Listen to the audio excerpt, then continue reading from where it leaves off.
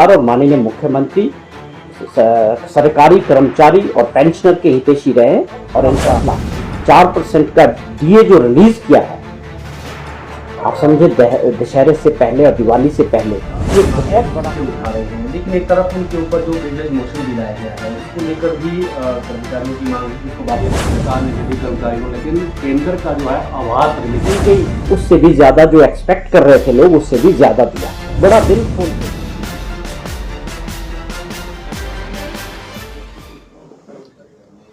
चौहान साहब, जो कर्मचारियों से जुड़े हुए काफी मुद्दे पेंडिंग चल रही थी, हालांकि डीए की अनाउंसमेंट कर दी गई है मुख्यमंत्री की तरफ से, और इसको लेकर आप क्या समझते हैं? एक तरफ सचिवालय कर्मचारियों और सरकार के बीच एक जो गतिरोध है वो भी बना हुआ है, लेकिन दूसरी तरफ अब कहीं ना कहीं उनकी जो लंबित मांगे वो पूरी भी होने लगी हैं। क्या किस तरह से सरकार इस पूरे मामले को टैकल कर रही है? देखिए, इसमें जो वास्तविकता है वो ये थी कि जो पिछली सरकार थी भाजपा की, जयराम ठाकुर जी के नेतृत्व में 6th पे कमीशन को उन्होंने लागू किया, लेकिन दिया कुछ नहीं हमारे कर्मचारी भाइयों को या पेंशनर जो भी थे प्रदेश के। 10,000 करोड़ से ऊपर की सारी देनदारियां खड़ी करके वो चले गए और वो बोझ जो है सब कुछ अगली सरकार पे थोप दिया, और साथ में खजाना खाली था।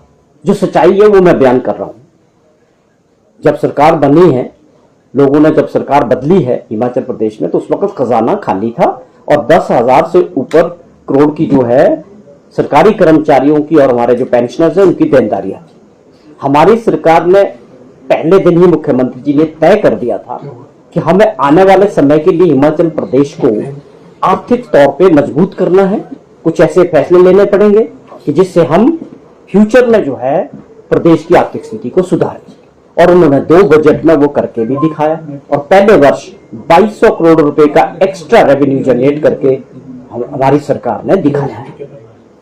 अब जब थोड़ी स्थिति सुधरी है, पैसे क्या, तो माननीय मुख्यमंत्री जी ने एक बहुत बड़ा कदम दशहरे के उपलक्ष्य में, आप समझें कि छुट्टी का दिन था, लेकिन उनकी भावना शुरू से हमारी सरकार के और मुख्यमंत्री जी की सरकारी कर्मचारियों के प्रति हमेशा रही। हमारी ऐसी पहली सरकार देश के अंदर बनी जिन्होंने ओपीएस लागू किया।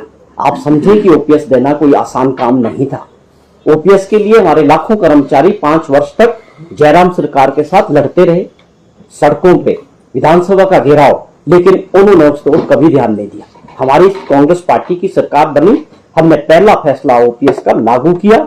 1,36,000 कर्मचारियों को इसका फायदा आज मिल रहा है हिमाचल प्रदेश में। तो हमारी सरकार और माननीय मुख्यमंत्री सरकारी कर्मचारी और पेंशनर के हितैषी रहे और इनका एक बहुत बड़ा फैसला 4% का डीए जो रिलीज किया है, आप समझे, दशहरे से पहले और दिवाली से पहले, ये एक बहुत बड़ा फैसला था।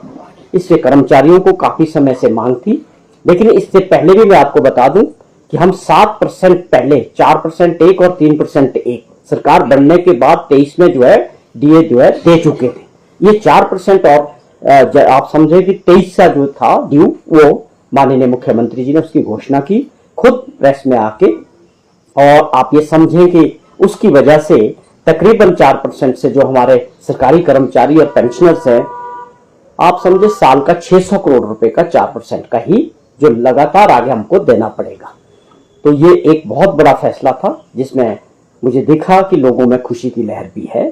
सारे कर्मचारी हमसे भी मिले इन 2-3 दिनों में, टेलीफोन्स भी आए, बड़ा खुशी का माहौल है कि हमें जो है मुख्यमंत्री जी ने हमारी इन आर्थिक स्थिति के बावजूद हमारी मांग को पूरा किया, हमारे को 4% डीए दिया। उसके अलावा एक बहुत बड़ी समस्या सरकारी कर्मचारी और पेंशनर्स की थी।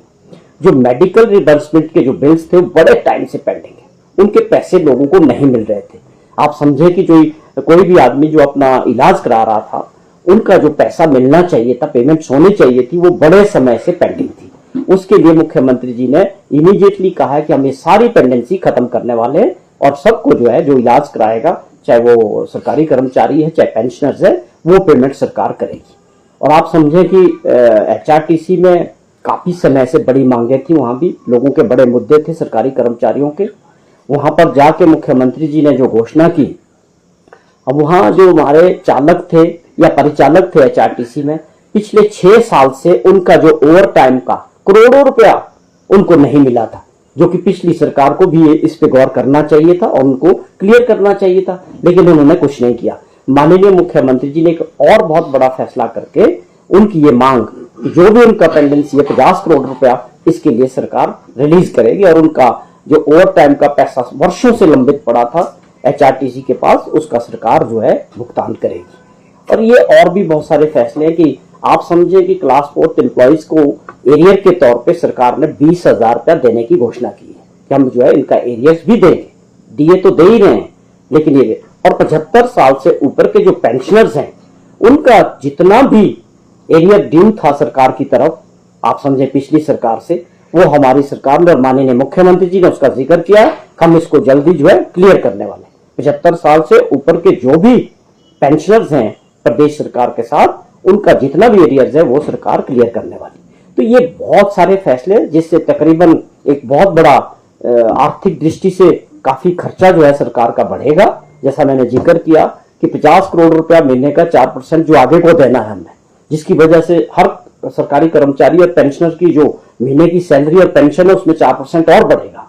तो उसकी वजह से 50 करोड़ रुपया हर महीने जो है सरकार को अतिरिक्त बोझ पड़ेगा। लेकिन हमने, हमारी सरकार ने, माननीय मुख्यमंत्री जी ने इस बात को समझा है कि सरकारी कर्मचारियों का प्रदेश के विकास में और प्रदेश को आगे ले जाने में एक बहुत बड़ा योगदान रहा है। इस बात का जिक्र वो बहुत बार कर चुके हैं और OPS देने वाली सरकार को हमको उसका खामियाजा भी भुगतना पड़ा कि उसकी वजह से तकरीबन 1800 करोड़ रुपए का हमारा जो कट लगा है वो भी नुकसान हुआ है।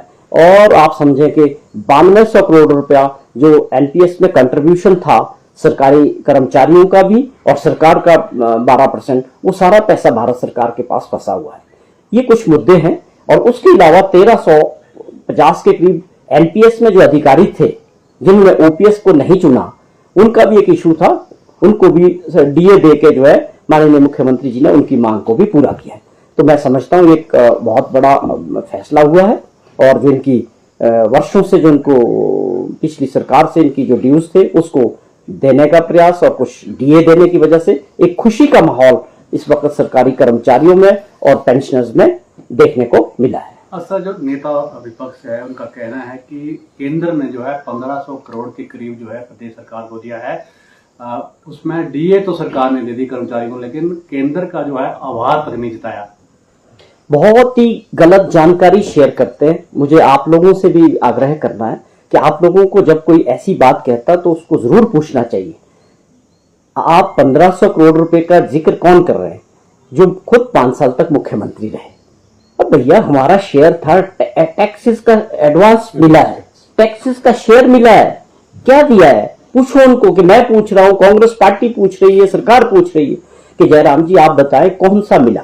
क्या कोई स्पेशल पैकेज मिला, स्पेशल सहायता मिली, या हमारा पैसा जो हमको आता है टैक्सेस का वो मिला 1500 करोड़ रुपया? तो वो तो हमारा हक है, वो तो मिलता हर महीने आता है।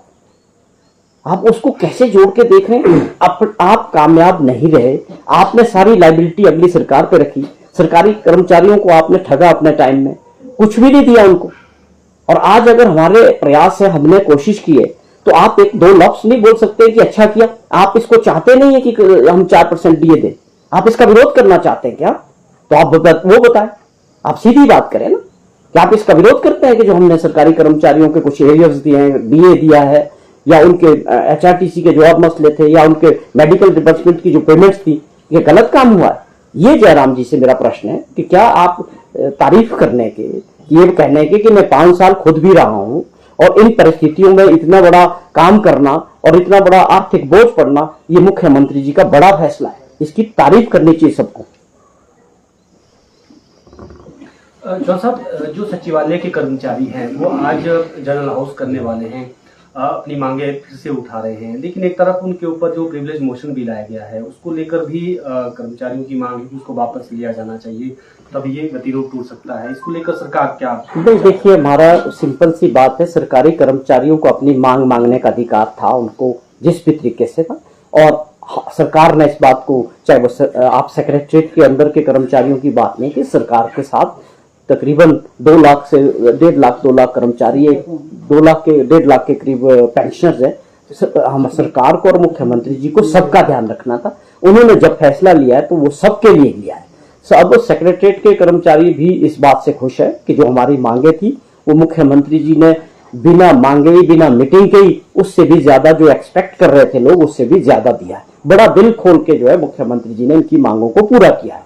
तो मैं समझता हूं ये भी इस बात को रियलाइज कर रहे हैं कि जो हमारे मसले थे वो तो सुलझ चुके हैं, और बाकी चीजें वो भी बैठ के हो जाएगी, कोई दिक्कत नहीं है। तो ये लोग मिले थे, मेरे से भी बात हुई है, तो इस बात को लेके बहुत खुशी है उनमें कि मुख्यमंत्री जी ने हमारी तकरीबन सारी मांगों को मांग के एक अच्छा माहौल तैयार किया है।